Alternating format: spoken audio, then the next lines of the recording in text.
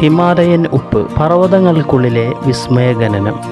നമ്മൾ നിത്യവും ഉപയോഗിക്കുന്ന ഉപ്പിൽ വെച്ച് ഏറ്റവും പരിശുദ്ധമായ ഒന്നാണ് ഹിമാലയൻ സാൾട്ട്. എന്നാൽ ഈ ഉപ്പ് എങ്ങനെയാണ് പർവ്വതങ്ങൾക്കുള്ളിൽ നിന്ന് ഖനനം ചെയ്തെടുക്കുന്നതെന്ന് നിങ്ങൾക്കറിയാമോ? ഇന്ന് നമുക്ക് ആ അത്ഭുതകരമായ ലോകത്തേക്ക് പോകാം. പർവ്വതങ്ങൾക്കുള്ളിലേക്ക് കിലോമീറ്ററോളം നീളുന്ന തുരങ്കങ്ങളുണ്ട്. ഇവിടുത്തെ ഭിത്തികളിൽ കാണുന്ന ചുവപ്പും വെള്ളയും കലർന്ന പാളികളാണ് യഥാർത്ഥത്തിൽ ഉപ്പുപാറകൾ. വലിയ യന്ത്രങ്ങൾ ഉപയോഗിക്കുന്നതിന് മുമ്പ് തൊഴിലാളികളെ ഓരോ പാറയുടെ ഉറപ്പ് പരിശോധിക്കുന്നു. ഖനനത്തിന്റെ ആദ്യഘട്ടം ഡ്രില്ലിംഗ് ആണ്. പ്രത്യേകതരം മെഷീനുകൾ ഉപയോഗിച്ച് പാറകളിൽ ആഴത്തിലുള്ള സുഷിരങ്ങൾ ഉണ്ടാക്കുന്നു. ഈ സുഷിരങ്ങളിലാണ് പിന്നീട് സ്ഫോടക വസ്തുക്കൾ നിറക്കുന്നത്.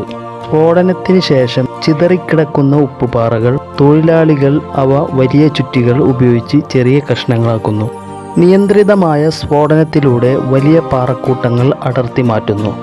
ശേഷം തൊഴിലാളികൾ കഠിനാധ്വാനത്തിലൂടെ ഇവ കൈകാര്യം ചെയ്യാൻ പാകത്തിലുള്ള വലിപ്പത്തിലേക്ക് മാറ്റുന്നു. ആയിരക്കണക്കിന് ടൺ ഉപ്പാണ് ഇത്തരത്തിൽ ഓരോ ദിവസം പുറത്തെത്തിക്കുന്നത്. വലിയ ക്രെയിനുകളും ട്രക്കുകളും ഉപയോഗിച്ച് ഇവ സംസ്കരണ യൂണിറ്റിലേക്ക് കൊണ്ടുപോകുന്നു. കഠിനമായ സാഹചര്യങ്ങളിലും വലിയ അപകട സാധ്യതകൾക്കിടയിലുമാണ് ഈ തൊഴിലാളികൾ ജോലി ചെയ്യുന്നത്. പർവ്വതത്തിൻ്റെ ഉള്ളിലെ ഈ നിധി നമ്മുടെ തീന്മേശയിലെത്തുന്നത് ഇവരുടെ വിയർപ്പിൻ്റെ ഫലമാണ്. ഇനി നമുക്ക് കടലിൽ നിന്നും കിട്ടുന്ന ഈ ഉപ്പ് എങ്ങനെ ഹിമാലയൻ പർവ്വത നിരകളിലെ പാറകളിൽ എത്തപ്പെട്ടു എന്ന് നോക്കാം. അതിനാദ്യം നമ്മൾ ദശലക്ഷക്കണക്കിന് വർഷങ്ങൾക്ക് മുമ്പോട്ട് പോകണം. നമ്മൾ ഇന്ന് ഭക്ഷണത്തിൽ ഉപയോഗിക്കുന്ന ഹിമാലയൻ പിങ്ക് സാൾട്ടിന് ഏകദേശം 25 കോടി വർഷത്തെ പഴക്കമുണ്ടെന്ന് പറഞ്ഞാൽ നിങ്ങൾ വിശ്വസിക്കുമോ? ഹിമാലയൻ പർവ്വത നിരകളിൽ ഉണ്ടാകുന്നതിന് മുമ്പ് ഡൈനോസറുകൾ ഭൂമിയിൽ ജീവിച്ചിരിക്കുന്ന കാലത്ത് തുടങ്ങിയ ഒരു അത്ഭുതകരമായ പ്രക്രിയയിലൂടെയാണ് ഈ ഉപ്പ് ഉണ്ടായത്. അത് എങ്ങനെയാണെന്ന് നമുക്ക് നോക്കാം. തെത്തിസ് കടലിൻ്റെ സാന്നിധ്യം. ദശലക്ഷക്കണക്കിന് വർഷങ്ങൾക്ക് മുമ്പ് ഇന്നത്തെ ഹിമാലയം നിലനിൽക്കുന്ന ഭാഗത്ത് തെത്തിസ് എന്നു പേരുള്ള ഒരു കൂറ്റൻ സമുദ്രമുണ്ടായിരുന്നു. ഭൂമിയിലെ വൻകരകൾ തമ്മിൽ കൂട്ടിയിടിക്കുകയും നീങ്ങുകയും ചെയ്തുകൊണ്ടിരുന്ന കാലഘട്ടമായിരുന്നു അത്. പർവ്വതങ്ങളുടെ രൂപീകരണം.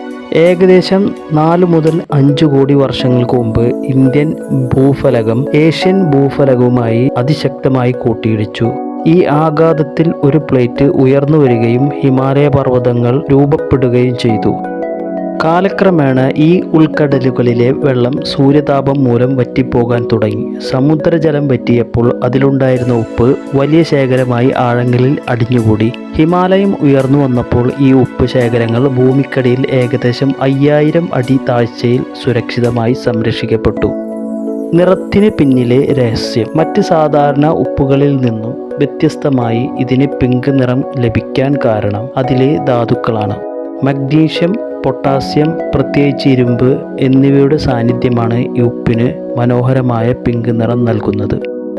ആധുനിക ലോകത്തിലെ മലിനീകരണങ്ങളിലോ രാസവസ്തുക്കളോ ഏൽക്കാത്ത ദശലക്ഷക്കണക്കിന് വർഷങ്ങളായി ഹിമാലയം മലനിരകൾക്കിടയിൽ ഇത് സംരക്ഷിക്കപ്പെട്ടിരിക്കുന്നു. അതുകൊണ്ടാണ് ഇതിനെ ലോകത്തിലെ ഏറ്റവും ശുദ്ധമായ ഉപ്പുകളിൽ ഒന്നായി കണക്കാക്കുന്നത്. പാകിസ്ഥാനിലെ ഗേവ്ര ഖനികളിൽ നിന്നാണ് ഇന്ന് പ്രധാനമായും ഈ ഉപ്പ് ഖനനം ചെയ്തെടുക്കുന്നത്.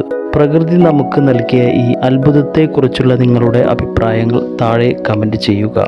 ഹിമാലയൻ ഉപ്പിൻ്റെ ഈ വിശേഷങ്ങൾ നിങ്ങൾക്ക് ഇഷ്ടമായെങ്കിൽ വീഡിയോ ലൈക്ക് ചെയ്യാനും ഷെയർ ചെയ്യാനും മറക്കരുത്. കൂടുതൽ അറിവുകൾക്കായി സബ്സ്ക്രൈബ് ചെയ്യുക.